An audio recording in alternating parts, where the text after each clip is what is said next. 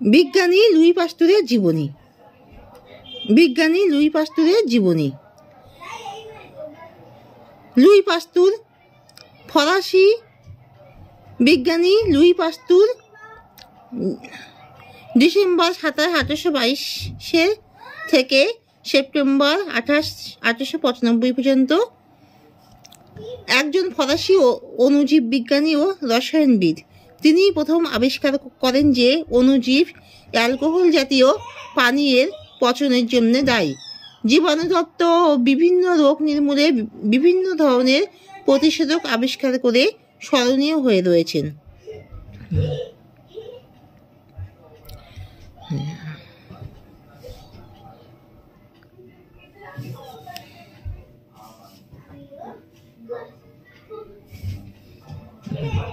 Luis পাস্তুর 1822 সালের 27 December ফ্রান্সের জুরা প্রদেশের দোল শহরে জন্মগ্রহণ করেন ও আরবোয়া শহরে বেড়ে ওঠেন।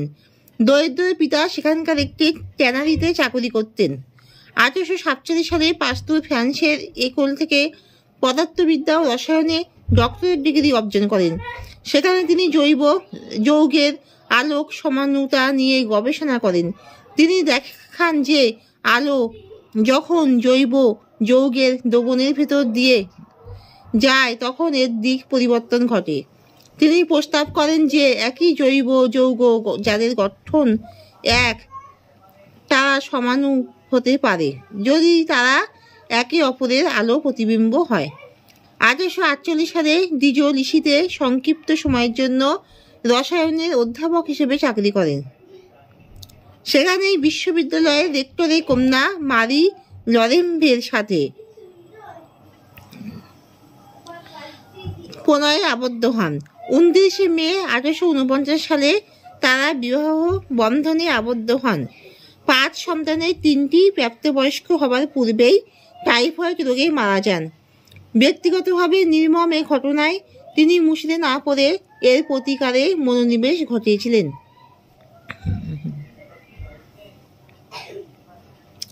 কর্মজীবন। লুই পাস্তুরের ছবিটা একবার দেখো, এই যে লুই পাস্তুরের ছবি।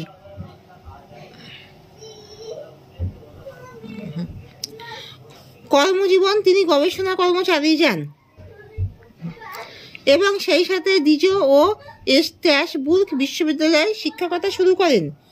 1854 সালে পাস্তুর স্থানীয় এক বিশ্ববিদ্যালয় বিজ্ঞান বিভাগের ডিন হিসেবে নিয়োগ লাভ করেন। তখন থেকে তিনি স্থানীয় মদের কলগুলোতে গাজন প্রক্রিয়া নিয়ে গবেষণা শুরু করেন।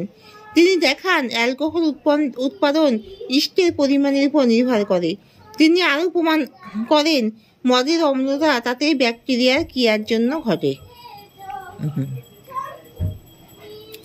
মদের অম্লতা ফ্রান্সের মদ ব্যবসাতে এক বিশাল সমস্যা ছিল। এর ফলে প্রতি বছর অনেক অর্থ গচ্ছা যেত। পাস্তুর মদের স্বাদ ঠিক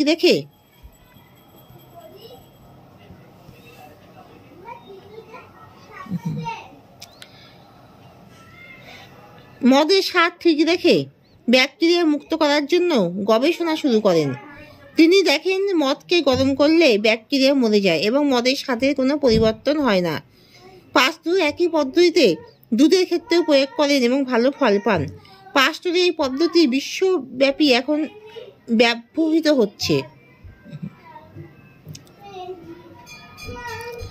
তার নামানুসারে এই পদ্ধতিকে পাস্তুরায়ন নামে নামাঙ্কিত করা হয়েছে।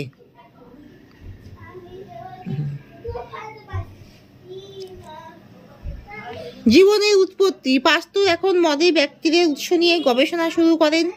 তৎকালীন সময়ে অনেকে ধারণা করতেন ব্যাকটেরিয়া নির্জীব বস্তু থেকে আপনা আপনি সৃষ্টি হয়।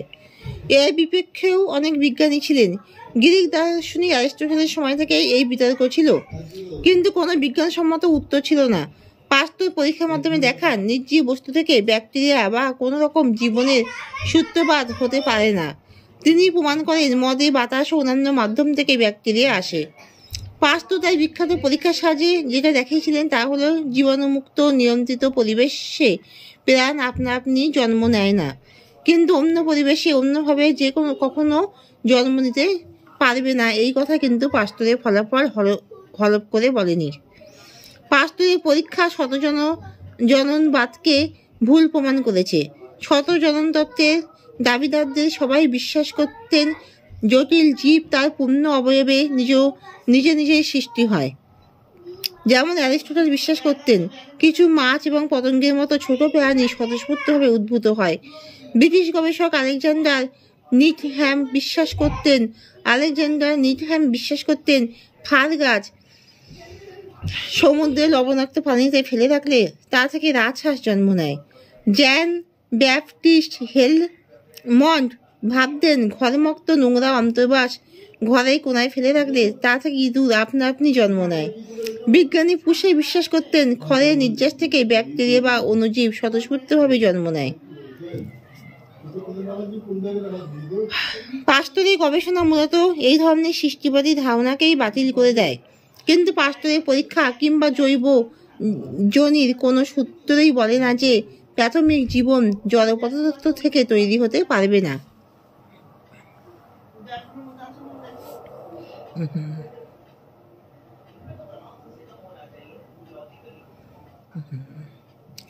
রেশম শিল্প 1865 সালে ফ্রান্স সরকার পাস্তুরকে ফ্রান্স রেশম শিল্পের সমস্যা সমাধানে আহ্বান জানায়।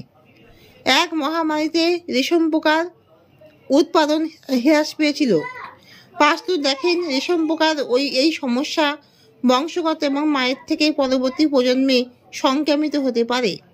তিনি প্রস্তাব করেন কেবলমাত্র রোগমুক্ত গুটি বাছাই করার মাধ্যমেই রেশম শিল্পকে বাঁচানো সম্ভব।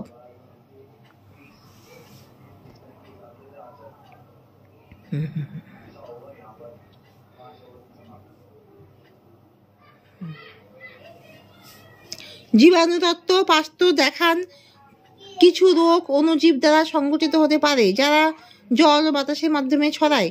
তিনি তার জীবাণুতত্ত্বে দেখান যে অণুজীব বৃহদাকার জীবকে আক্রমণ করে রোগ সংগঠিত করতে পারে। টিকা আবিষ্কার অ্যানথ্রাক্স পাস্তুর প্রথম অ্যানথ্রাক্সের টিকা আবিষ্কার করেন। তিনি গবেষণার মাধ্যমে বুঝতে পারেন গৃহপালিত পশুতে অ্যানথ্রাক্স ব্যাসিলিস এর আক্রমণেই অ্যানথ্রাক্স হয়।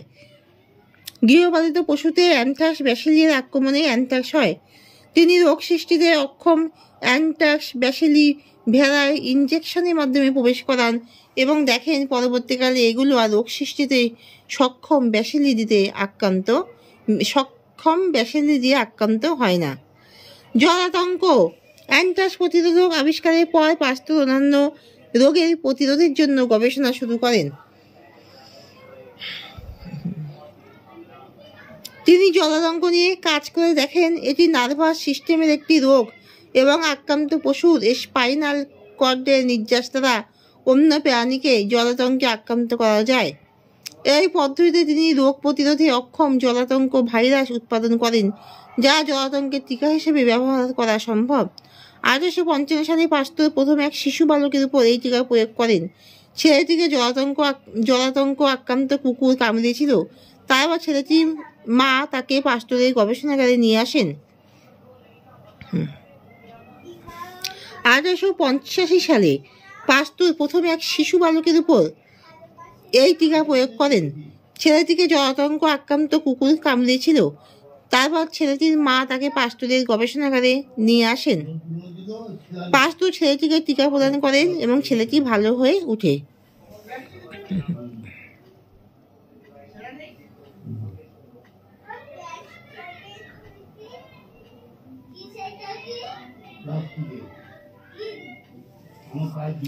মৃত্যু জলাতঙ্কের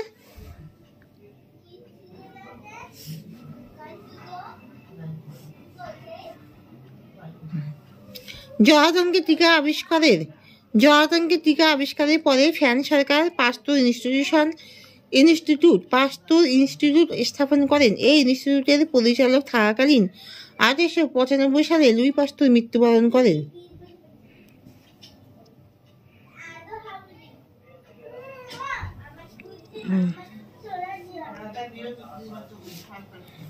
এবার লেখাগুলো একবার দেখো, বানানগুলো ভালো করে তোমরা দেখে নাও।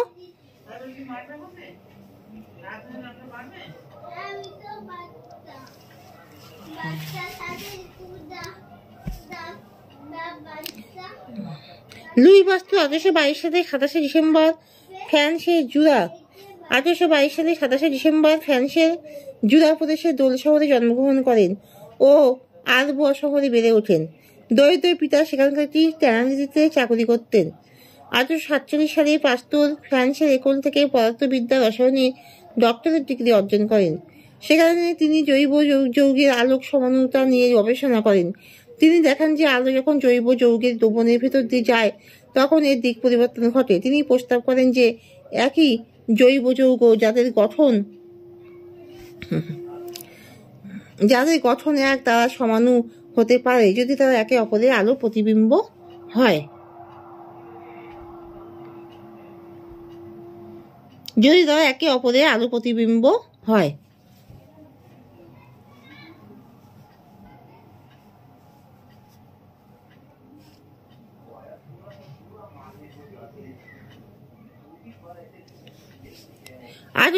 সালে ডিজোলিসিতে সংক্ষিপ্ত সময়ের জন্য 1848 সালে ডিজোলিসিতে সংক্ষিপ্ত সময়ের জন্য রসায়নের অধ্যাপক হিসেবে চাকরি করেন। সেখানে বিশ্ববিদ্যালয়ের রেক্টরের কন্যা মারি লরেম্বের সাথে প্রণয়ে আবদ্ধ হন।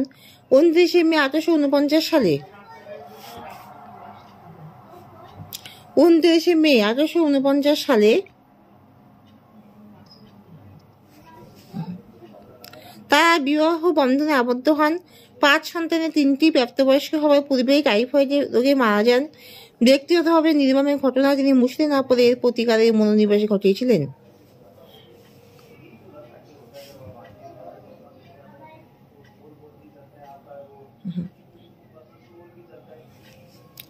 তিনি গবেষণা কর্ম চালিয়ে যান এবং সেই সাথে ডিজো ও স্ট্রাসবুর্গ বিশ্ববিদ্যালয়ে শিক্ষকতা শুরু করেন।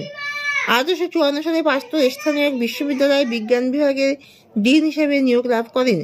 তখন থেকে তিনি স্থানীয় মদের কলগুলোতে গাজন প্রক্রিয়া নিয়ে গবেষণা শুরু করেন।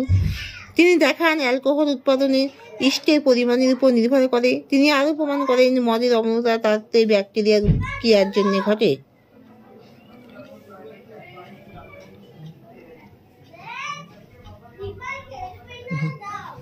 মদ শিল্প। মদের অম্লতা ফ্রান্সের মদ ব্যবসাতে এক বিশাল সমস্যা ছিল। এর ফলে প্রতি বছর অনেক অর্থ গচ্ছা যেত। পাস্তুর মদের স্বাদ ঠিক রেখে ব্যাকটেরিয়া মুক্ত করার জন্য গবেষণা শুরু করেন। তিনি দেখেন মদকে গরম করলে ব্যাকটেরিয়া মরে যায় এবং মদের স্বাদের কোনো পরিবর্তন হয় না। পাস্তুর একই পদ্ধতি দুধের ক্ষেত্রে প্রয়োগ করেন এবং ভালো ফল পান। পাস্তুর এই পদ্ধতি বিশ্বব্যাপী এখন ব্যবহৃত হচ্ছে। তার নাম অনুসারে এই পদ্ধতিকে পাস্তুরায়ন নামে নামাঙ্কিত করা হয়।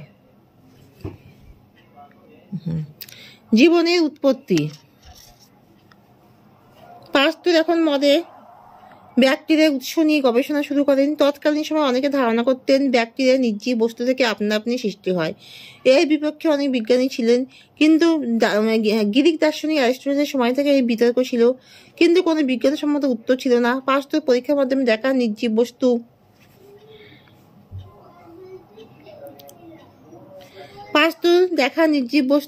থেকে ব্যাকটেরিয়া বা কোনো অণুজীব তৈরি হয় না।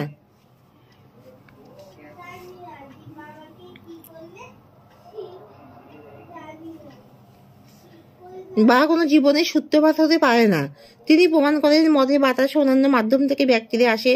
পাস্তুর তার বিখ্যাত পরীক্ষার সাহায্যে যেটা দেখেছিলেন তা হলো জীবাণুমুক্ত নিয়ন্ত্রিত পরিবেশে প্রাণ আপনা আপনি জন্ম নেয় না, কিন্তু অন্য পরিবেশে অন্যভাবে যে কখনো জন্ম নিতে পারবে না। এই কথা কিন্তু পাস্তুরের ফলাফল ফলো করে বলেনি। এখানে শেষ করছি। তোমার সবাই লাইক এন্ড সাবস্ক্রাইবটা দিয়ে দাও।